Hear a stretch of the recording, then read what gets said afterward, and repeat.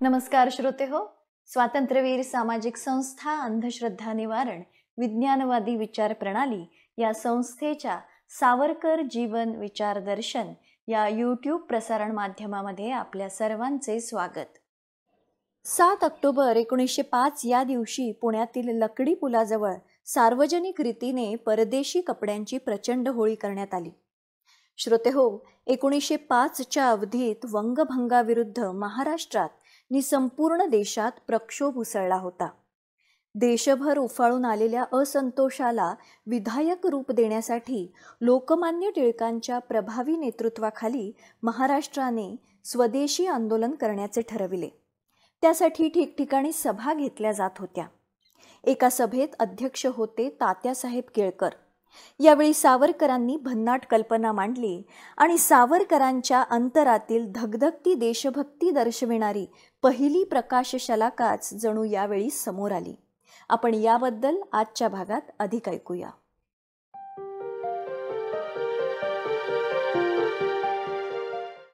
त्या सुमारास वंगभंगाच्या चळवळीने पुण्यात चांगलेच ठाण मांडले होते. या चळवळीला पुण्यातील विद्यार्थ्यांची सहानुभूती आहे हे जाहीर करण्यासाठी दिनांक 1 ऑक्टोबर 1905 रोजी सार्वजनिक सभेच्या दिवाणखान्यात श्री नची केळकर यांच्या अध्यक्षतेखाली जी सभा झाली त्यात विद्यार्थ्यांचे म्हणणे 4-5 विद्यार्थ्यांनी मांडले. या विद्यार्थ्यात सावरकरही होते. विदेशी मालावरील बहिष्काराला ठसठशीत स्वरूप यावे म्हणून विदेशी कापडाची होळी करण्यात यावी ही कल्पना सावरकर यांनी यावेळच्या आपल्या भाषणात लोकांपुढे मांडली. काळकर्ते प्रोफेसर परांजपे हे या सभेला उपस्थित होते. त्यांनी आपल्या भाषणात विद्यार्थ्यांचे अभिनंदन केले व विलायती कापडाची होळी करण्याच्या कल्पनेचा त्यांनी पुरस्कार केला. सभा संपल्यावर सभाध्यक्ष श्री केळकर यांनी सावरकर इत्यादी विद्यार्थ्यांना बाजूला बोलवून घेतले. परदेशी कपड्यांची होळी करून ते फुकट घालवण्यापेक्षा ते गोळा करून अंध, पंगू, रोगग्रस्त अशा बांधवांना वाटून टाकणे श्रेयस्कर होय असा विचार त्यांनी या तरुणांपुढे मांडला. ही सभा झाली त्या दिवशी टिळक पुण्यात नव्हते. ते परत आल्यावर सावरकर इत्यादी विद्यार्थ्यांनी त्यांची भेट घेतली व विदेशी कपड्यांची होळी करण्याची आपली कल्पना त्यांनी टिळकांना कळविली. सार्वजनिक सभेच्या दिवाणखान्यात ही सभा झाली. त्या दिवशी अश्विन शुद्ध तृतीया होती. सावरकर इत्यादी विद्यार्थ्यांचे व टिळकांचे या होळी संबंधी बोलणे झाले. तेव्हा सीमोल्लंघनाचा प्रसंग अगदी नजीक येऊन ठेपला होता. टिळकांनी या तरुणांचे मनोगत ओळखले, पण अशी होळी झाल्यामुळे काय परिणाम होतील हाही विचार त्यांच्या मनात आला. विद्यार्थ्यांना त्यांनी नकार दिला नाही, पण त्यांचे कर्तृत्व व तळमळ यांची पारख काढण्यासाठी ते म्हणाले, होळी करावयाची तर ती पोरकट दिसता कामा नये. गाडी अर्धी गाडी भर तरी विदेशी कपडे गोळा कराल तर होळी करण्यात काही अर्थ आहे.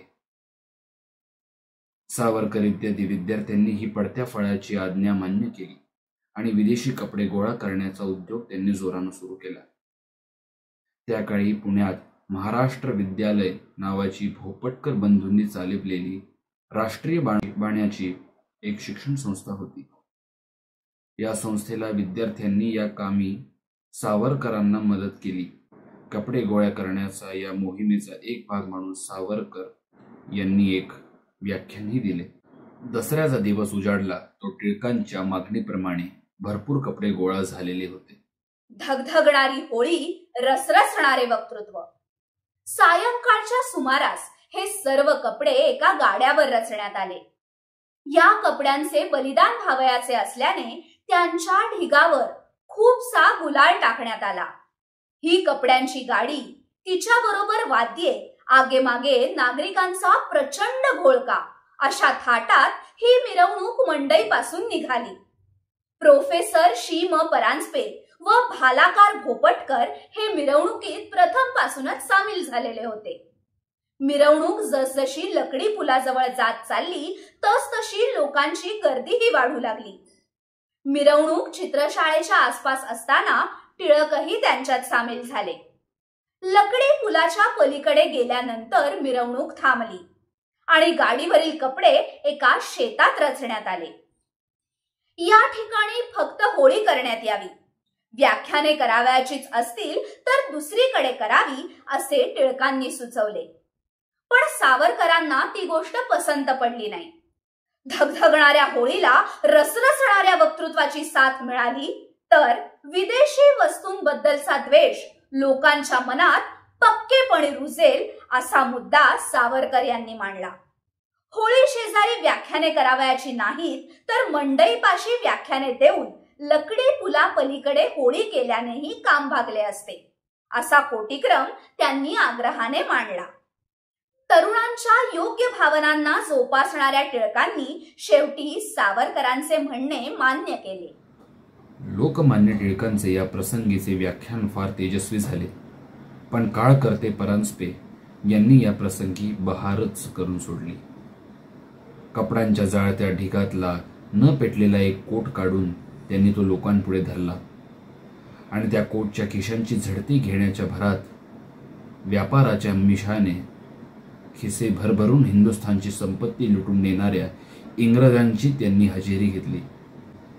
असा हा पातकी कोट मी अग्निसमर्पण करतो असे म्हणून त्यांनी तो कोट धगधगलेल्या होळीत फेकला. टिळकांचे व्याख्यान, परांजपे यांचे व्याख्यान वगैरे सर्व कार्यक्रम आटपून मंडळी परत फिरली. तो रात्रीचे 9 वाजण्याचा सुमार झाला होता.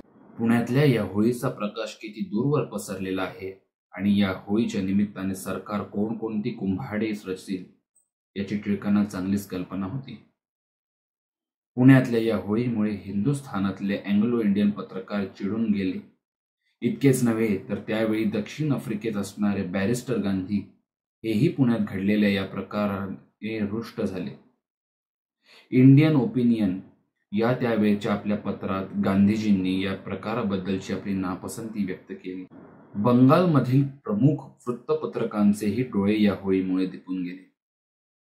त्यावेळी फर्ग्युसन कॉलेजकडे जाणाऱ्या रस्त्यालगत डेक्कन जिमखान्याच्या समोरच्या भागात गवताच्या पुष्कळशा गंजी रचलेल्या असत.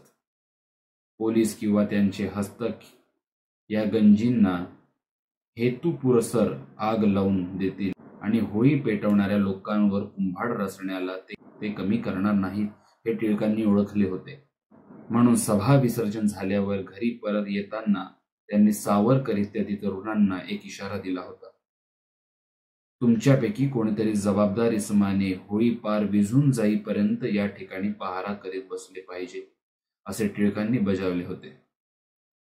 भट व थत्ते या आपल्या सहकाऱ्यांची या कामावर योजना करून सावरकर कॉलेजच्या वसतिगृहात परत गेले. कॉलेजच्या वसतिगृहात राहणाऱ्या सावरकरांनी विदेशी कपड्यांच्या होळीची चळवळ केली होती. ही गोष्ट फर्ग्युसन कॉलेजमधल्या त्यावेळच्या अधिकाऱ्यांना पटण्यासारखी नव्हती. या होळीची हकीकत कानी येताच अधिकारी वर्गाची सभा झाली आणि त्या सभेत सावरकरांना 2 प्रकारच्या शिक्षा करण्याचे ठरले. असल्या जहाल राजकारणात भाग घेतल्याबद्दल त्यांना 10 रुपये दंड करण्याचे ठरले आणि विद्यार्थ्यांना बिघडवणाऱ्या सावरकरांनी वसतिगृह सोडून तात्काळ बाहेर पडावे असा हुकूम काढण्यात आला. हा हुकूम कळल्याबरोबर सावरकर हे वसतिगृहातील त्यांचे स्नेही श्री जोगळेकर यांच्या खोलीत गेले. जुन्नरहून नुकतीच मनी ऑर्डर आलेली असल्यामुळे जोगळेकर यांनी दंडाचे पैसे देऊ केले, पण हे पैसे स्वीकारण्याचे सावरकर कारणच पडले नाही. त्यांचा दंड भरण्यासाठी विद्यार्थ्यांनी स्वयंस्फूर्तीने निधी गोळा केला. दंड भरण्याला अवश्य असणारे पैसे सावरकरांनी या निधीतून घेतले. वस्तुतः ही बाब 10 रुपयांची असल्यामुळे तेवढ्यासाठी त्यांना जमलेल्या निधीचा उपयोग करणे आवश्यक नव्हते, पण निधीचा अवहेर करणे म्हणजे लोकांच्या सद्भावनांचा उपमर्द करणे असे ठरले असते. म्हणून त्या निधीतून 10 रुपये घेतले व उरलेले पैसे पैसा फंडाला देऊन टाकले. कॉलेजच्या अधिकाऱ्यांनी सावरकरांवर शस्त्र उगारले हे टिळकांना अर्थातच खपले नाही.